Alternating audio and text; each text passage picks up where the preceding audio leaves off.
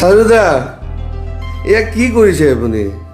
আমাৰ বহল শ্বুটিং আৰম্ভ হোৱাৰ পিছত তাৰ আগতে পেট পূজা কৰি লৈছোঁ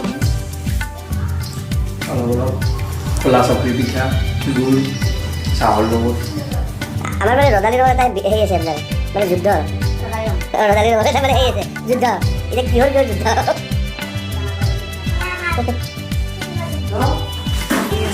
এইটো কিহৰ যুদ্ধ হ'ব?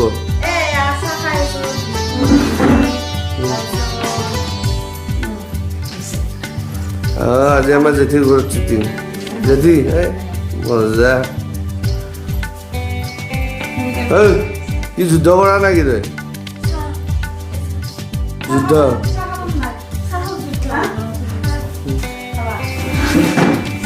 নিৰজা কি হ'ব?